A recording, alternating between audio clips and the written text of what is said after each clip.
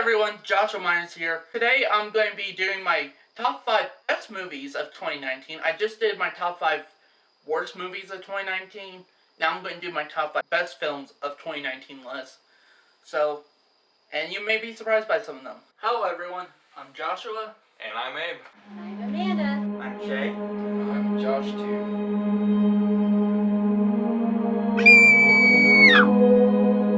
Coming in at number 5 is The Angry Birds Movie 2. Now honestly for me, this movie was a genuine surprise. Me and Shay went to saw this in the theater, and I've seen the first one. The first one is shit. But after watching the second one, I was like, holy crap, they actually got a good Angry Birds movie out of this. Like, seriously, I was shocked. I was like, especially with all these different films coming up, it was, like, it had to be Angry Birds Movie 2 to be one of the good ones to come out this year. I'm like, am I starting to lose my mind? Like, am I starting to become insane? Like, what is going on? But I literally did legitimately like this movie. Now, you know, I think it's just overall okay movie. There's some issues I still have, but honestly, I give some of those issues a pass, because it's like, compared to the first one, like, this is really like the Citizen Kane of the Angry Birds movies at this point. Like, seriously, the humor is a lot better in this, like, the animation, like, just this writing in general. And that's probably because of the fact they got a new director and new writers on board. And honestly, I think that's what, you know, this Angry Birds movie series, if that's what it's going to become, needs. In fact, one voice actor I didn't know was in this was Bill Hader, who portrays the, you know, King Pig in this. He also portrayed the King Pig in the first one.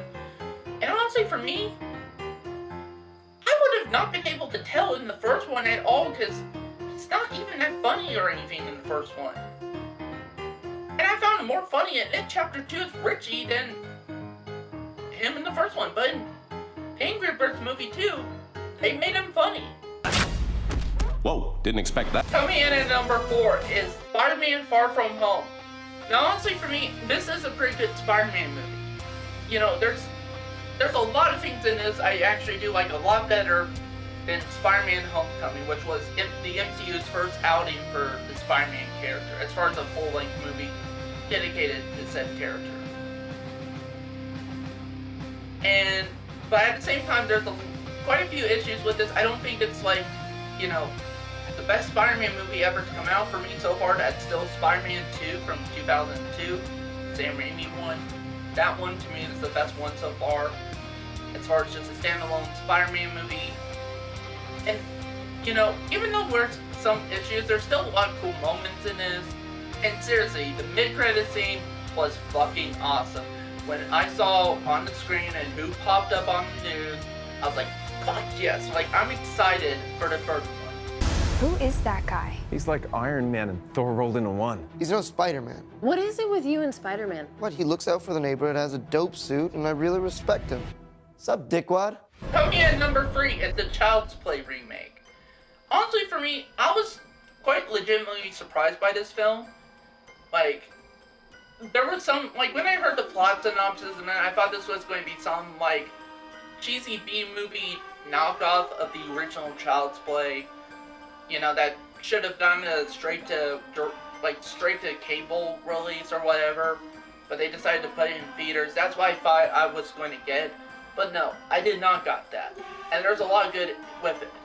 The only thing I have issue with, well, several issues, is one, Andy's friends in this movie honestly aren't that well developed. And they just kind of feel like they were tacked on.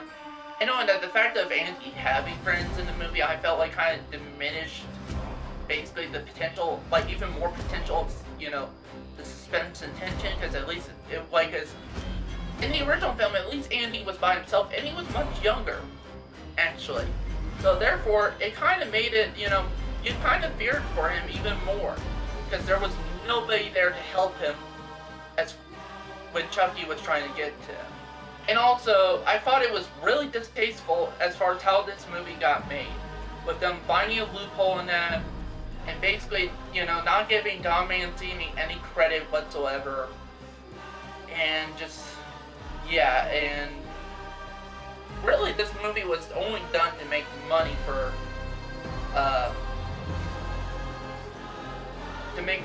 MGM and Orion Pictures. So to me, all that stuff as far as how this movie got made was distasteful. But if you're going to make a movie that started off distasteful, might as well have it be a good movie, and they did. And there's a lot of good with it. Like, there's a lot of cool kill scenes. I do actually like the look of the doll of Chucky. I actually do like the new take of Chucky in this too, actually. And knowing that Mark Hamill voicing Chucky, I think is really good. Honestly, I think he so far even gives Brad Dourif a run for his money as far as voicing Chucky. Good night, Andy. Coming at number 2 for me is Toy Story 4.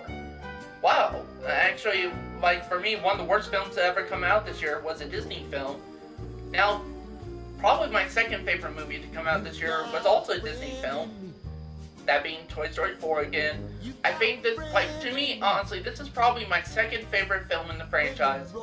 And, here's the thing, just like a lot of people, I was highly skeptical of them doing Toy Story 4. I felt like they closed off the series perfectly with the third film. And I'm like, this feels like this is probably going to be an unnecessary sequel. It does not need to exist. It's just going to be a cash cow.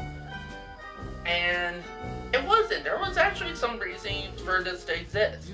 Like, for example, we got some loose ends to tie up with, like, Bo Peep and that, because she kind of disappeared on us within, especially Toy Story 3 and that. And I always wonder what happened to her in that. And here we get to find out what happened to her. And honestly, I think they did evolve her character, actually. In the original, she was kind of one-note, kind of sort of romantic interest for Woody. And here, she's actually a legitimate character. And also, I do like her character in this. No, you got some really interesting characters too. You got the plushies, which one of them I had no idea was voiced by Jordan Peele. And they were both funny, actually. There was just a lot of funny moments in this. And I didn't thought I would have really cared for, you know, their new owner being Bonnie in it. I thought I wouldn't really care that much for Bonnie as I did for Andy. And honestly, they did, you know, the Bonnie character in this is actually pretty good too, and the family in it.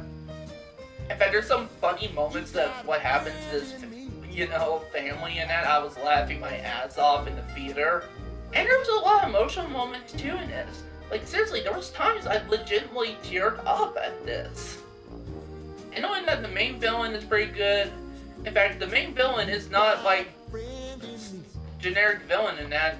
Like, there's actually some sympathy towards this villain. You actually feel bad for this character. And I think they did that very well.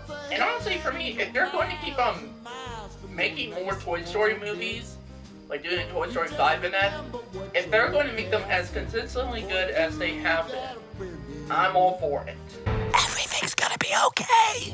And coming in at number 1 for me is John Wick, Chapter 3, Parabellum. And for me, this movie was fucking awesome. Honestly, there's a lot of stuff with the third film. Again, I felt like they improved with John Wick Chapter 2. And, you know, it's just nothing but cool-ass, badass action moments. In fact, even actors that come in, I never thought actually I would end up liking. Like, for example, Halle Berry is in this movie. And I never thought I would end up liking her, really, but I do. I did legitimately like her character. I thought she was a badass. And, you know, I thought both her working off with John Wick, her working off with Keanu Reeves as John Wick, they were both badasses together.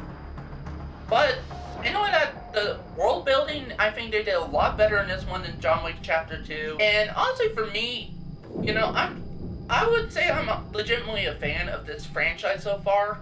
I think it's one of the better action movies to come out within this recent decade. And knowing that Keanu Reeves is such a badass in this, and honestly, he's become one of my favorite actors in recent years. Also, John Wick Chapter 3, at the end of the movie, actually does set up a potential for a 4th film. And, you know, if they make a 4th movie, you bet my ass I'm going to be in the theater to see the 4th one. I think probably me and Abe would probably go see that too, so. All of this for what? Because of a puppy? Wasn't just a puppy. So that's it for this ranking video. And honestly, I hope you guys end up having a very special Christmas or whatever you celebrate this time of year. Also, or if you don't celebrate any of that stuff, I hope you guys have a great time this month with the rest of the month. And honestly, I wish you guys a happy new year, and maybe, you know, we could actually get, and hopefully maybe we can help push my channel up even forward into the future. And I do got some plans as far as how to update my channel for next year. And this was a great, year for me. This is probably the best my channels have ever been. And I do legitimately, appreciate your guys' support.